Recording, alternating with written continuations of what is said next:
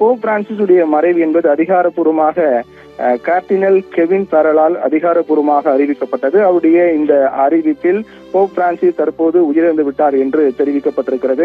88 வயதாக கூடிய Pope Francis உயிரிழந்து விட்டார் என்று வாட்டிகன் அதிகாரப்பூர்வமாக அறிவித்திருக்கிறார்கள். அதை தொடர்ந்து வழக்கமாக கடந்த காலங்களில் போப் பிரான்சிஸ் உயிரிழந்தார் என்றால் என்னென்ன நடைமுறைகள் இறுதிச் சடங்கின் போது பின்பற்றப்படுமோ அதெல்லாம் இவருடைய மறைவுக்கு அதெல்லாம் பின்பற்றப்படாது என்றுதான் எதிர்பார்க்கப்படுகிறது. ஏனென்றால் அவர் ஏற்கனவே இது தொடர்பாக நாம் ஏற்கனவே கூறியது போல அவர் உடல்நலக் குறைவால் பாதிக்கப்பட்டிருக்கும் போது கூட வழக்கமாக நடக்கக்கூடிய நடைமுறைகள் எதுவும் பின்பற்றப்பட வேண்டாம் என்றும் மிக எளிமையாக நடைபெற வேண்டும், ஒரு சிறிய நிகழ்வாக மட்டுமே என்னுடைய இறுதிச் சடங்கு என்பது இருக்க வேண்டும் என்றெல்லாம் ஏற்கனவே அவர் தெரிவித்ததாக கூறப்படுகிறது.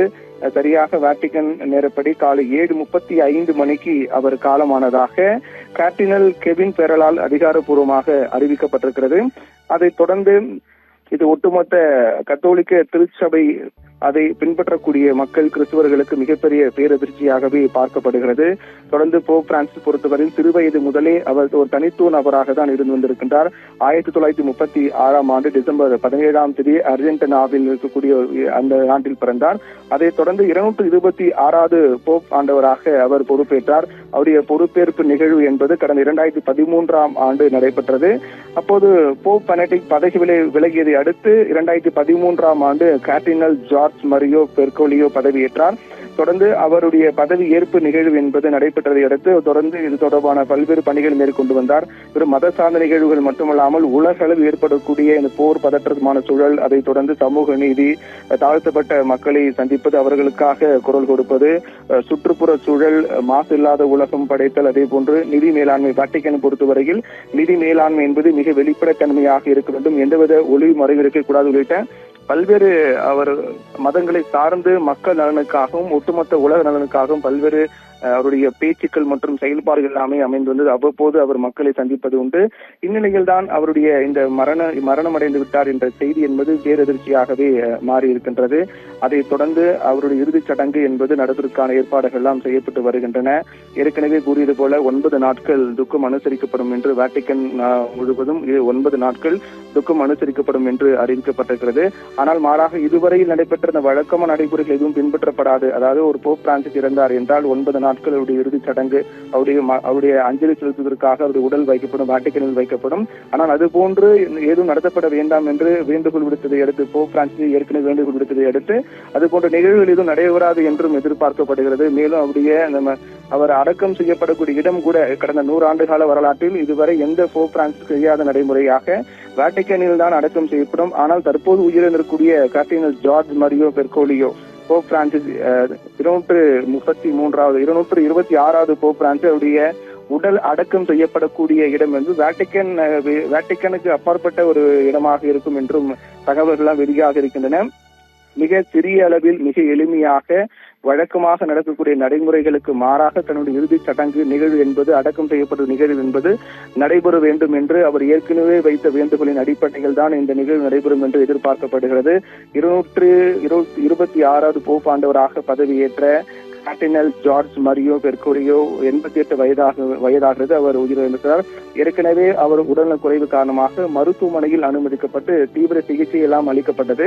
அதைத் தொடர்ந்து மார்ச் 23 அவர் உடல்நலம் பெற்று வீடு திரும்பினார். மார்ச் 23 வரை கிட்டத்தட்ட 1 மாத கால அளவில் அவர் மருத்துவமனையில் அனுமதிக்கப்பட்டு அவருக்கு நிமோனியா, காய்ச்சல் மற்றும் சுவாச பிரச்சனை காரணமாக அவருக்கு சிகிச்சை அளிக்கப்பட்டது. ஏற்கனவே கூறியது போல சிறு வயது 13 வயதாக இருக்கும் போதே அவருக்கு நுரையீரல் பிரச்சனை ஏற்பட்டதன் காரணமாக நுரையீரல் ஒரு பகுதி என்பது அறுவை சிகிச்சை மூலமாக அகற்றப்பட்டு விட்டதாக கூட தெரிவிக்கப்பட்டிருக்கிறது. அதை தொடர்ந்து அவ்வப்போது அவருக்கு இது போன்ற சிறு பிரச்சனை ஏற்படும் என்றெல்லாம் கூறப்படுகின்றது. அதை தொடர்ச்சியாக தான் வயது மூப்பு காரணமாக அவருக்கு சுவாச பிரச்சனை என்பது அதிகமாகியது. அதோடு அவருக்கு நிமோனியா, காய்ச்சல் உள்ளிட்ட பல்வேறு உடல்நல பிரச்சனை ஏற்பட்டதன் காரணமாக கடந்த மார்ச் மாதம் அவர் மார்ச் மாதத்துக்கு முன்பாகவே மருத்துவமனையில் அனுமதிக்கப்பட்டார்.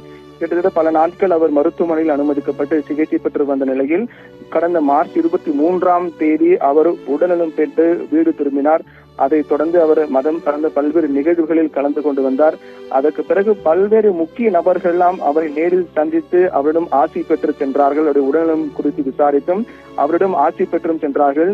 ஈஸ்டர் தினத்தன்று கூட அவர் மக்கள் முன் தோன்றி ஆசி வழங்கினார். லட்சக்கணக்கான மக்கள் முன் தோன்றி அவர்களுக்கு ஈஸ்டர் தின வாழ்த்துக்களை தெரிவித்து ஆசி வழங்கினார். இப்படியாக தொடர்ந்து தன்னுடைய வழக்கமான நடைமுறைகளை மேற்கொண்டு வந்த போப் பிரான்சிஸ் காலமாக இருக்கிறார் என்பது ஒட்டுமொத்தமாக அது மிகப்பெரிய பேரதிர்ச்சியாக தான் பார்க்கப்படுகிறது. அதைத் தொடர்ந்து அவருடைய இறுதிச் சடங்குக்கான பணிகள் எல்லாம் மேற்கொள்ளப்பட்டு நடைபெற்று வருகின்றது. 2005 ஆண்டில் போப் பெனடிக்ட் தேர்ந்தெடுக்கப்பட்டார் போப் பிரான்சிஸாக. அப்போது கூட தற்போது போப் பிரான்சிஸாக இருந்து உயிரிழந்திருக்கக்கூடிய கர்தினல் ஜார்ஜ் மரியோ பெர்கோலியோ முக்கிய ஒரு நபராக பார்க்கப்பட்டார். 2005 ஆண்டு போப் பெனடிக்ட் தேர்ந்தெடுக்கப்பட்ட போது கூட முக்கிய வேட்பாளராக இருந்தார். அப்போது தொடர்ந்து இருந்தாலும் கூட அதற்கு பிறகு 2013 ஆண்டு தான் போப் பெனடிக்ட் விலகியதை அடுத்து 2013 ஆண்டு தான் போப் பிரான்சிஸ் பதவியேற்றார். கர்தினல் ஜார்ஜ் மரியோ பெர்கோலியோ பதவியேற்றார். தொடர்ந்து அவருடைய பணிகள் என்பது இதுவரை இல்லாத போப் பிரான்சிஸ் மேற்கொள்ளாத அதுக்கு அப்பாற்பட்டு மாறுபட்டு பல்வேறு மக்களுக்கான உலக அளவில் அனைவருக்கும் தேவையானவற்றை எல்லாம் வலியுறுத்தும் விதமாக அவருடைய பேச்சுக்கள் மட்டுமல்லாமல் அவருடைய செயல்பாடுகள் எல்லாமே அமைந்தது. சமீபத்தில் தொடர்ந்து நடைபெற்று வரக்கூடிய ரஷ்யா உக்ரைன் போராக இருக்கட்டும், இஸ்ரேல் போராக இருக்கட்டும், அமெரிக்காவினுடைய நடவடிக்கையாக இருக்கட்டும் உள்ளிட்ட அனைத்தையும் கடந்து அனைவருக்குமான ஒரு பொதுவான ஒரு உலகமாக இது அமைய வேண்டும் என்றும் உலக அளவில் ஒட்டுமொத்த மக்களுக்கும் அமைதி சமாதானம் என்பது ஏற்பட வேண்டும் என்றும் அதில் உறுதியாக இருந்தவர் போப் பிரான்சிஸ். மனித நேயம் காக்கப்பட வேண்டும் என்றும் சமூக நீதி என்பது பின்பற்றப்பட வேண்டும் என்றும் தாழ்த்தப்பட்டவர் மக்களையும் ஒடுக்கப்பட்ட மக்களையும் அதிகமாக சந்தித்து அவர்களுக்காக குரல் கொடுக்கக்கூடியவர், அவர்களுக்காக பேசக்கூடியவர் என்ற ஒரு மாறுபட்ட கண்ணோட்டத்தை போப் பிரான்சிஸ் மேற்கொண்டு வந்தார். அதோடு மட்டுமல்ல, உலக அளவில் சுற்றுச்சூழல் பாதுகாப்பு அதற்கு அதிக முக்கியத்துவம் கொடுத்த நபராக பார்க்கப்பட்டு வந்தார். இந்நிலையில்தான் வாட்டிகன் நகரத்தில் நிதி மேலாண்மை என்பது ஒளிமுறை இல்லாமல் வெளிப்படைத்தன்மையோடு செயல்பட வேண்டும் என்றெல்லாம் தொடர்ந்து குரல் கொடுத்து வந்தார். 88 வயதான போப் பிரான்சிஸ் ஜார்ஜ் மரியோ காலமானார் என்பது மிகப்பெரிய ஒரு பேரதிர்ச்சியாக பார்க்கப்படுகிறது. அது தொடர்பான அடுத்தடுத்து முக்கியமான அறிவிப்புகள் எல்லாம் வெளியாகும். அவருடைய வேண்டுகோளுக்கு ஏற்று அதன்படியே அடுத்த கட்டமாக அவருடைய இறுதிச் சடங்கு என்பது நடைபெறுமா அல்லது அது என்னென்ன நடைமுறைகள் எல்லாம் புதுமையாக பின்பற்றப்படும் என்றெல்லாம் அடுத்தடுத்து முக்கியமான செய்திகள் வெளியாகும் என்று எதிர்பார்க்கலாம்.